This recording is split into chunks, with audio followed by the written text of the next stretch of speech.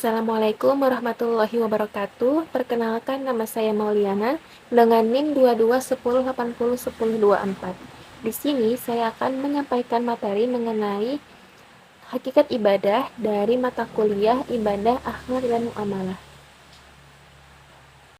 Ini adalah PPT dari materi hakikat ibadah.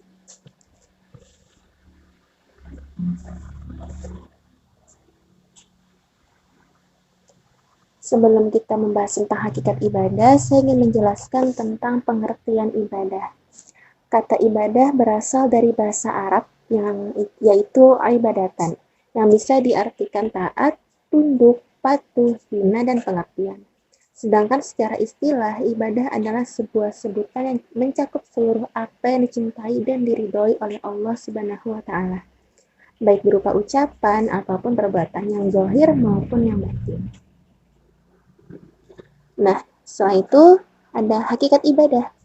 Yang pertama adalah mengkokohkan konsep penghambaan kepada Allah di dalam diri, yakni mengkokohkan perasaan bahwa di sana ada hamba dan ada Rabb atau Tuhan. Kedua, menghadapkan diri kepada Allah dengan seluruh gerak hati, gerak anggota badan, dan gerak kehidupan. Semua itu hanya dihadapkan kepada Allah semata seraya melepaskan segala perasaan gundah gulana yang dialami. Ada pula pembagian ibadah. Pembagian ibadah itu terdiri dari beberapa. Yang pertama ada ibadah mahdoh. Ibadah atau yang biasa dibilang ibadah khusus. Nah, ibadah mahdoh ini atau ibadah khusus adalah ibadah yang telah ditetapkan oleh Allah akan tingkat, tata cara, dan perinciannya. Adapun jenis ibadah yang termaksud mahdoh ini adalah taharah, seperti wudhu, tayamum, mandi besar. Selain itu ada juga sholat, zakat, puasa, haji, dan umroh. Yang kedua ada ibadah ghairu mahdoh. Ibadah ghairu mahdoh ini atau biasa dibilang ibadah umum adalah segala perbuatan baik yang dilakukan dengan niat semata-mata untuk mengharapkan ridha Allah Subhanahu wa Ta'ala.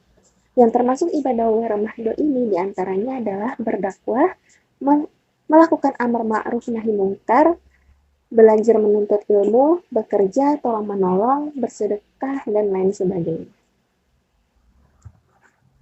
Adapun fungsi ibadah. Nah, jadi ibadah itu memiliki fungsi. Nah, fungsinya apa aja? Jadi yang pertama, untuk menumbuhkan kesadaran pada diri manusia bahwa ia sebagai manusia diciptakan oleh Allah khusus untuk beribadah kepada dirinya. Kedua, mewujudkan hubungan antara hamba dengan Tuhannya. Dengan hubungan itu, seorang muslim tidak akan melupakan kewajibannya untuk beribadah pada Allah Subhanahu wa Ta'ala. Yang ketiga, mendidik mental dan menjadikan manusia ingat akan kewajibannya. Yang keempat, melatih diri untuk berdisiplin. Nah, ibadah juga memiliki prinsip. Adapun prinsip-prinsip ibadah yang pertama adalah hanya menyembah kepada Allah Subhanahu wa Ta'ala. Hal ini telah ditegaskan oleh Allah Subhanahu wa Ta'ala dalam firman-Nya, yaitu hanya Engkaulah yang kami sembah dan hanya kepada Engkaulah kami minta pertolongan. Quran surah Al-Fatihah ayat 1-5. Yang kedua, tanpa perantara. Tanpa perantara. Mengenai hal ini, Allah berfirman, dan apabila hamba-hambaku bertanya kepadamu tentang aku, maka jawablah bahwasanya aku adalah dekat. Aku mengabulkan permohonan orang yang berdoa apabila ia memohon kepadaku, maka hendaklah mereka itu memenuhi segala perintahku dan hendaklah mereka beriman kepadaku agar mereka selalu berada dalam kebenaran. Quran surah Al-Baqarah ayat 186. Nah, selain dari itu ada pula yang ketiga, harus ikhlas.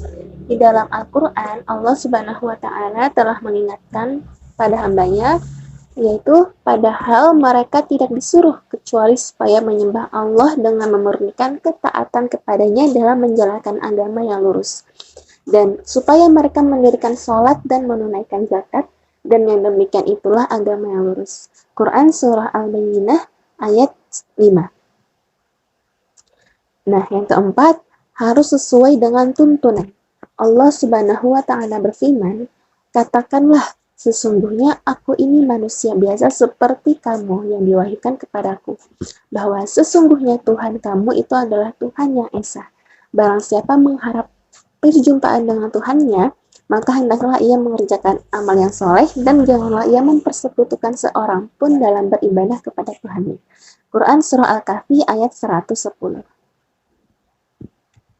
Nah, yang kelima itu seimbang antara unsur jasmani dan dengan rohani. Hal ini yang telah disinggung oleh Allah dalam firman-Nya. Dan di antara mereka ada orang yang berdoa, "Ya Tuhan kami, berilah kami kebaikan di dunia dan kebaikan di akhirat, dan peliharalah kami dari siksa neraka." Quran Surah Al-Baqarah ayat 201. Dan yang terakhir adalah mudah dan meringankan. Misalnya, orang yang sedang sakit dibolehkan untuk melakukan sholat dengan duduk. Jika duduk tidak mampu, maka sholat boleh dikerjakan dengan berbaring. Hal ini sesuai dengan Al-Quran Surah Al-Baqarah ayat 286. Baik, segitu saja penyampaian materi hakikat ibadah dari saya Mauliana. Sekian, terima kasih.